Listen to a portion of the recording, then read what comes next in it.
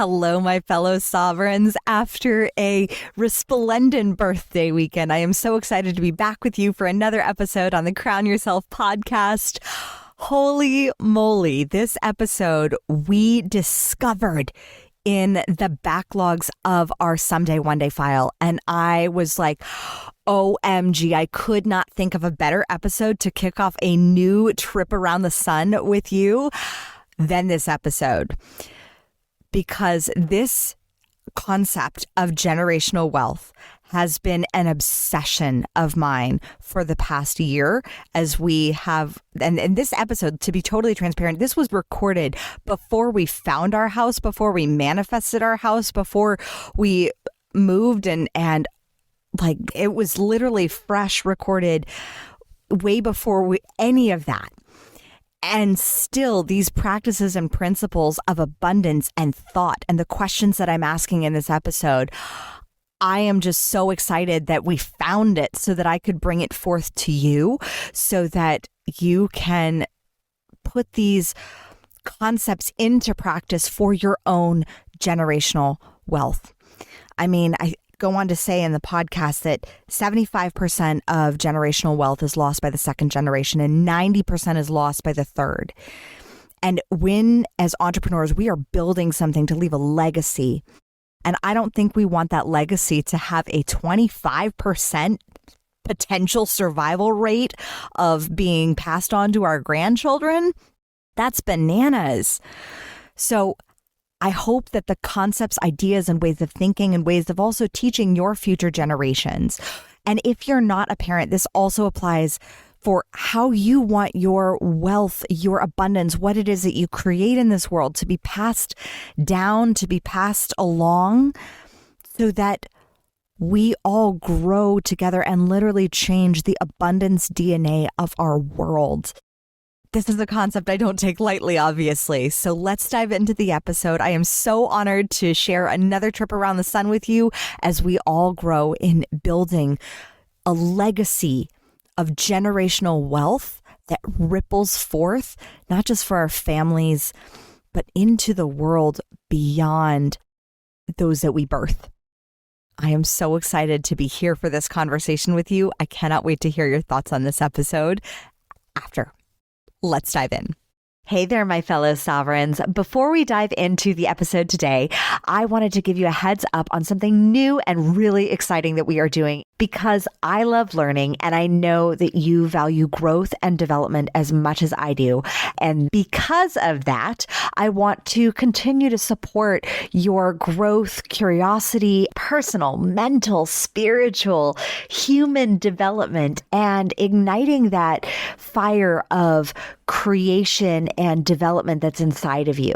So in every episode, we are including in supplemental reading recommendations. So if there is an episode that is particularly catching your curiosity, if you want to discover more, if you want to go deeper on the subject, every episode will be including books that I have either read or am currently reading that I think could offer you a deeper perspective on this topic.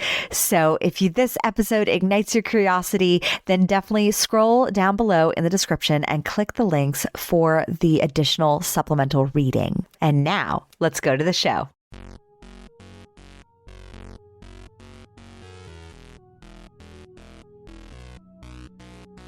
Welcome to the Crown Yourself podcast, where together we build your empire and transform your subconscious stories about what's possible for your business, body, and life.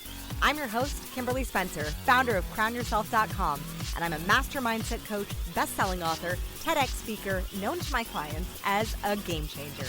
Each week, you get the conscious leadership strategies you need to help you reign with courage, clarity, and confidence so that you too can make the income and impact you deserve.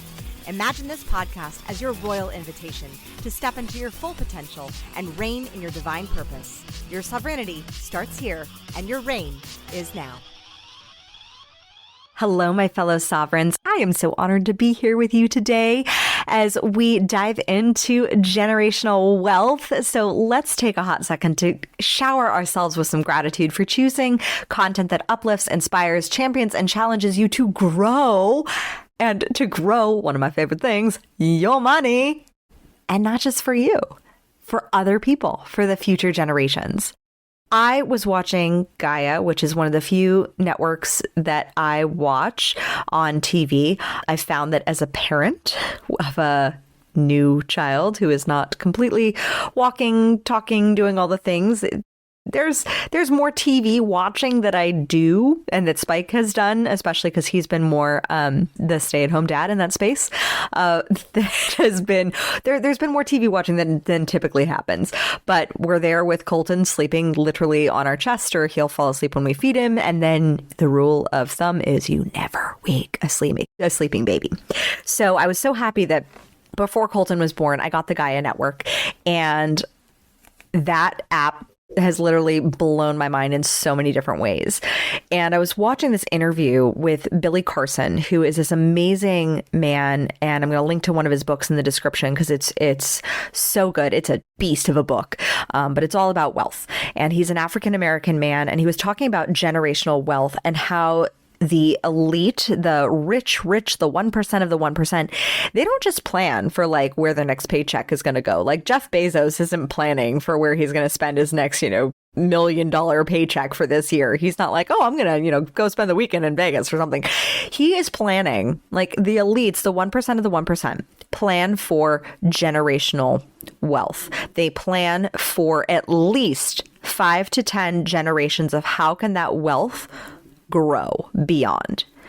Now, when I heard that, it blew my mind because not only this is a very timely conversation for me because I just lost 3 people. I lost my dad, I lost my Nana, and I lost my aunt. And to give you a little background on my family, my dad grew up incredibly poor, like dirt poor, one of 6 boys, and he was the 4th child within 3 years for my grandma on that side.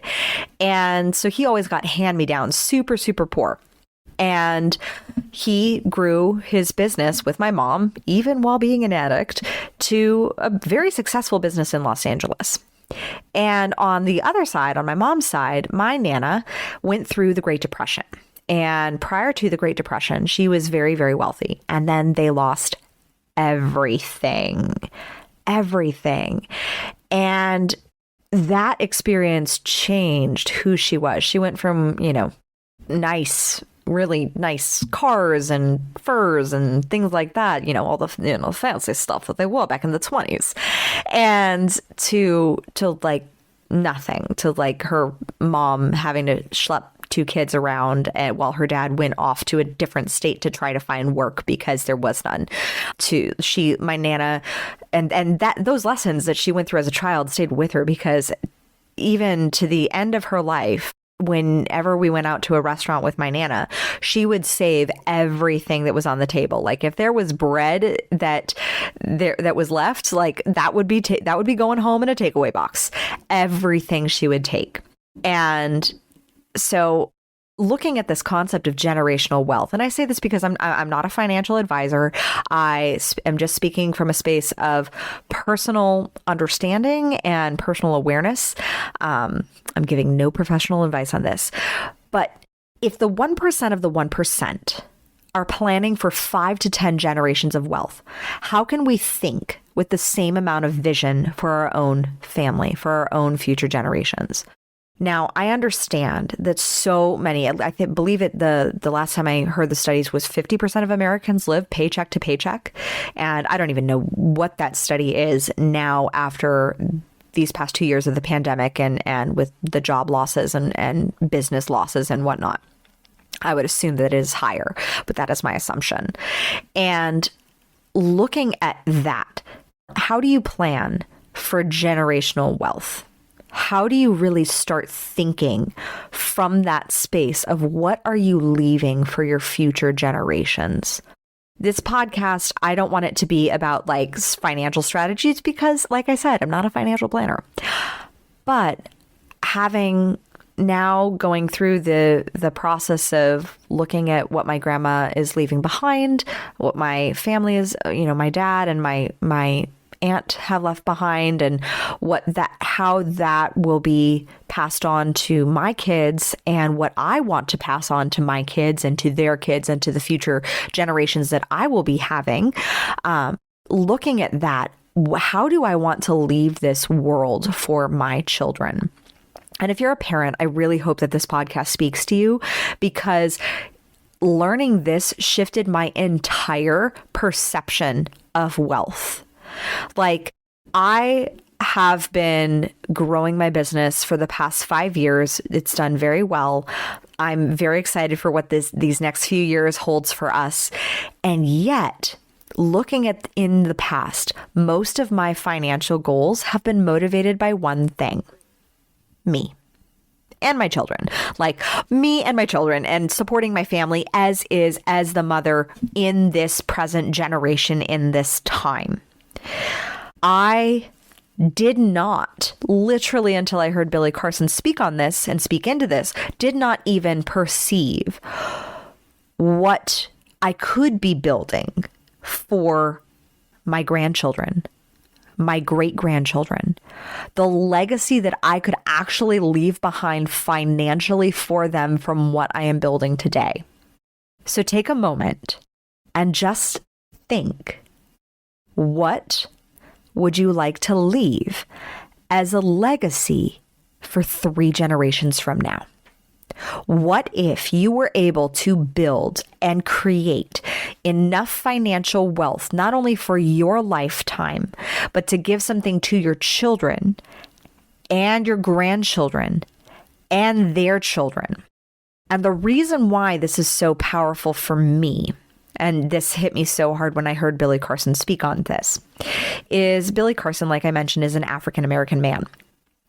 And there is DNA, genetic evidence that shows that within 5 generations, there are trauma, including financial trauma, including financial stress, is encoded into the DNA. This is what Dr. Valerie Rains spoke on into patriarchy stress disorder and the study of the mice, and that even when 3 generations, these mice did not receive an electric shock when they smelled rosebuds, they still reacted with the same tension, with the same fear, with the same scarcity. Well, the same is true for any sort of trauma that we may be passing on for our children. And that is why the power of when we do our own healing, we are not only healing ourselves, we are not only healing the past line of the generational line, but we are healing all those that come after us as well. We are healing that genetic DNA, the actual encoding of our DNA. And within 5 generations, that fear of poverty, scarcity, whatnot, can be eliminated if we start now and start building that generational wealth. So this comes down to, how do we think? How do we shift our thinking to focus on a vision that is that big? Like, so many visionary entrepreneurs, because that's who I work with, are the visionaries, are visioning for their lifetime and for maybe their kids. But 5 generations, if the 1% of the 1% are envisioning their legacy, their financial legacy of how the world will be shifted by their children's children for 5 to 10 generations of how they can shape and reshape and change the world, then how can we start thinking like that? How can we start embracing a new financial reality that is beyond our present circumstances? And now, I know if you are listening to this and you are struggling financially and you're looking at paycheck to paycheck, I have been there. I know exactly what that feels like. I know the struggle of looking at a bank account that has negative and an overdraft fee on top of that. And I know the pain of what that looks like, of saying, like, financial generational wealth, like, I can't even fathom, rent is coming from for next month. Like, I get that, and I hear you. And so with that, I'm going to pose a question.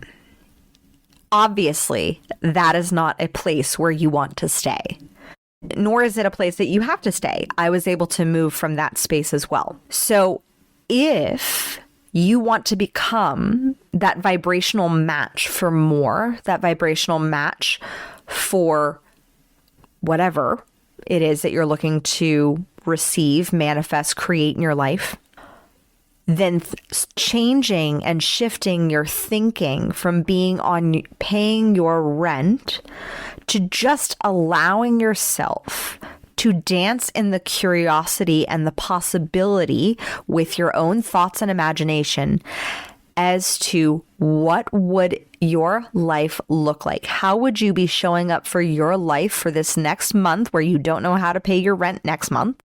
If you were also thinking of how the wealth that you're building now, how the money that you're receiving now is going to impact your grandchildren. Just go a couple generations. Just allowing that thought process so that it goes beyond you, because the ego loves to turn our attention onto us, onto you or me, like, and I say me as in like my ego likes to turn on me, your ego likes to turn on you, to focus on the immediate, the reactionary, the danger, the present circumstances, the short-term wins, fears, losses, stuff, in essence, versus faith and vision. And the universe and manifestation requires you to look beyond the present circumstances of the present reality that you're currently living in to the imaginative possibility of what could be possible beyond that. So, for example, if you're looking at struggling to pay rent this next month, and I don't know where my next client is going to come from, all those thoughts, and you're in that space, and you're like, how do I start thinking of generational wealth? Well, then starting to ask, well, if after I make rent this month, because I will find a way, it will happen, we're going to make sales, I'm going to start reaching out, I'm going to do those things that I know I should be doing to generate income, I will do whatever it takes to generate X, Y, and Z rent this month, just as you have energetically every month for the past months. Looking at that and then asking yourself a new question.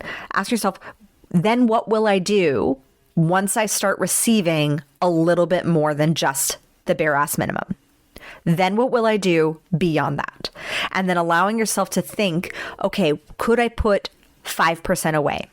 So for example, I was working with one of my clients who was struggling with the money comes in, money goes out. So she had just enough always to cover rent and her expenses and maybe a dinner or two out with her husband.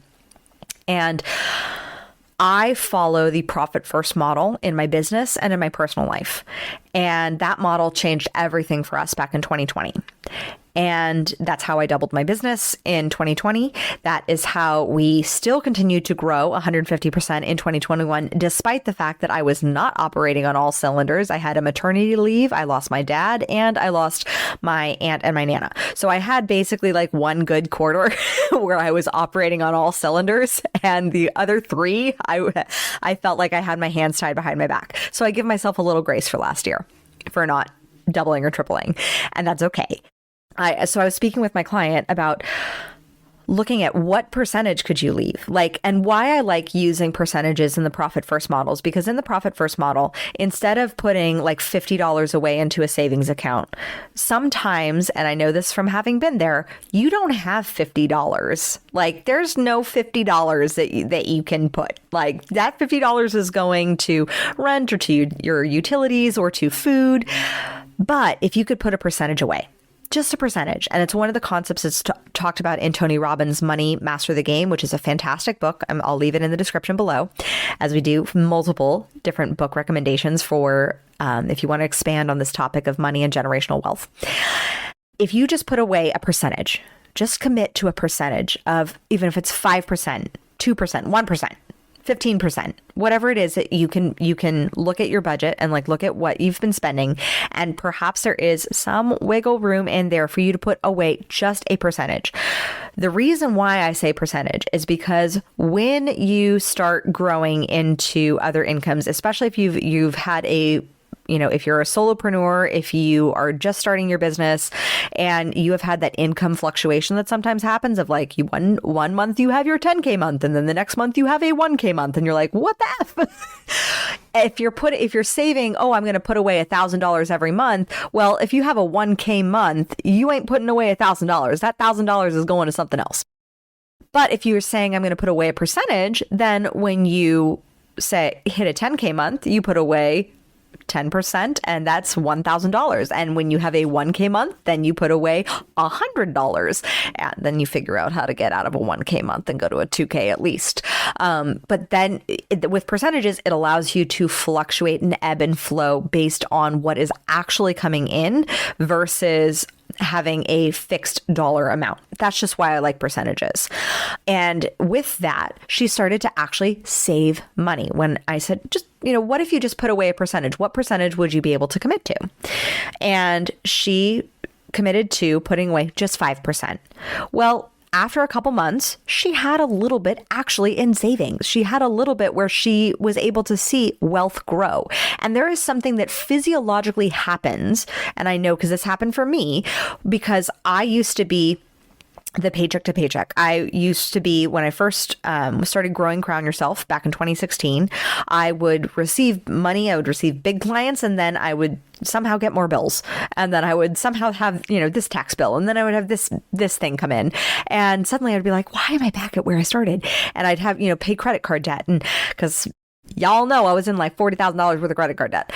And looking at that, once I started shifting and saying, I'm going to shift my mindset, because it's a mindset shift first, shift my mindset from focusing on debt and paying off bills into building wealth, building money, having money in savings, then that started to change my perception and I started to see money grow. And so when you look at something grow, when you look at something expand, what you appreciate appreciates, and you look at the growing accumulation of a pile of money, it starts to change the way you walk, talk, feel, because you start to feel supported. This was the same, and why I share this strategy is this was the same strategy I used with healing from an eating disorder. Because when I was bulimic, I would consume and then I would throw up. It was basically, I just did the same with my finances back in 2016, 2017 with financial bulimia is what I called it. And when I started to feel how food nourished me, and instead of throwing up my food, I let it sit and let it nourish me and let me assess how my body felt after that food nourished or didn't nourish, depending upon the type of food I was consuming, and allowed myself to feel that feeling. Feeling is a frequency. And so thus my relationship with food and binging and purging changed. The same was true with my wealth and savings and money. So when you are in that space of looking and of moving from the paycheck to paycheck, where's the next income going to come in? I need a side job or whatever, to how can I then use a little extra money to build that generational wealth? And then thinking from the perspective of what is the wealth legacy? What is the financial legacy I want to leave for my future generations, for 5 generations? Like, start thinking from the space of a bigger vision beyond just you. And it will change the world. It will change how you show up for your business. It will change the level of courage that you have in the actions that you're taking. Because when you know that this is not just for you and this is not just for your children, but this is for 5 generations, so that you are the breaker of the patterns.